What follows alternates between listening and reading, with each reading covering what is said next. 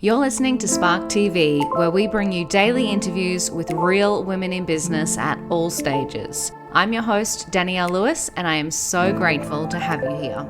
So there's so sort of like the simplest terms of the why, but like then my core reason, there's two parts to it. So the why was basically I love design, not just fashion design. I love design, from how people design typefaces to everyday things. Absolutely love design, but what's closest to my heart is how we show up in the world and express ourselves. And obviously what they think it's utilitarian, I think the terminology is, it's something functional. Clothes are functional, we all need them, but Mm. they tell a story about us, and it's the biggest way of expressing and telling somebody about yourself without even speaking. It's such a powerful tool. So that's why it's important to me, that self-expression. It can do so much for your confidence, etc., etc. And I've always used it as part of my language in my own journey when I was growing up. And I think the thing is, for me, because my family's always sort of not worked in fashion, but like my mum and my auntie. My mum used to make her own clothes. My auntie was a seamstress. Now they call it a sewing technician. She's a sessional lecturer, so she used to tell other people how to make clothes and work with students. So I sort of had an early introduction to fashion design students at an early age through her. I think from the age Mm. of 11 or 12. I knew there was these magical people who made these unique one-off amazing clothes. And so when I came to live in Australia, I took this passion with me and was invited to a lot of student runway shows. And I was like, this is gold. In, the UK, it's very rare. You'd have to know someone who knows someone Mm. to go to Central St. Martin's or something. But it doesn't happen. Where here, it was so much more accessible to go to these shows where you're seeing the future of fashion, all these incredible ideas. And then I was like, well, where do I buy? Like, it was selfish. At first, it was like, well, where do I buy these? I don't want to buy from regular stores. I want this. So it Yeah. sort of came from that, like, could we have something like an Alice Euphemia, which used to be a store in Melbourne? Can we have something like that just for young fashion designers, like they're completely graduate stuff, like raw?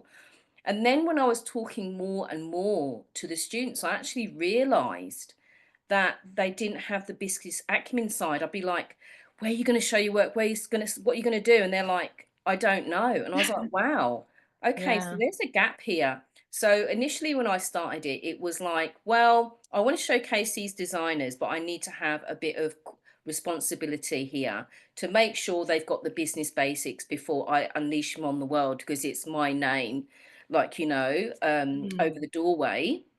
So like some sort of liability. So I'll just design a really quick course to go, let's tick box everything. Yeah, make sure you've got like an ABN, blah, blah, blah.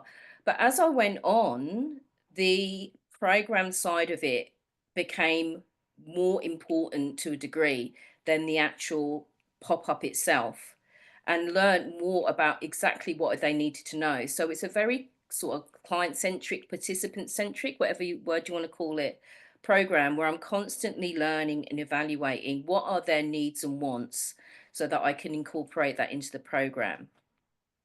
I love that. And you know what? It's interesting. So you're the second conversation I've had today around a business evolving to suit the customer client needs. And I just think it's something that we don't talk about a lot. Mm, Oftentimes, we get these frameworks and programs and build your business like this. But the real power in longevity, I think, is when you actually listen to the people who you're serving. So I 100%. just love hearing that around, it was this, it was born from this idea, but as the people started coming in, I realized these were the gaps. And as the program has evolved, it is just that continuous cycle of feedback and, where are the gaps? What do they need to know? How's the market changing? I mean, Exactly. that's really interesting as well. Like, how's fashion changed in the last, over the last however Exactly many right. decades? And that's the thing, is I was thinking about that, about where our relationship with clothes, fashion, whatever you want to call it, has changed from sort of like the bygone era of Mm. when poor people literally only had a few outfits that they kept pristine. And if they were going to a special event, they'd get out this special outfit. And Yeah. the notion, obviously, in the Black community of Sunday best, the same thing. Mm. Fast forward our relationship now, because of ultra fast fashion such as Temu and Mm. Shein, or how it's Shein, however people like to pronounce it, where clothes are considered what they call a FMG, a fast moving consumer good, not something that's something to be treasured, and that speaks about you as a person and how you live your life, and Mm. where it's currency. So a lot of people are saying sometimes it's not even about that it's affordability, it's social currency, that people are using it for social currency on social media. So our relationship with clothing, a lot of people's relationship with clothing has completely changed. And obviously, that's brought on also the onset, as we know, cost of living crisis.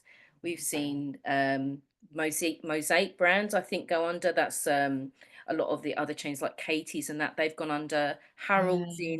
in Melbourne has gone under. Dion Lee, even really incredible independent businesses have had to close down because of cost of living and the other pressures of Mm. um, online shopping and this engagement with cheap disposable fashion.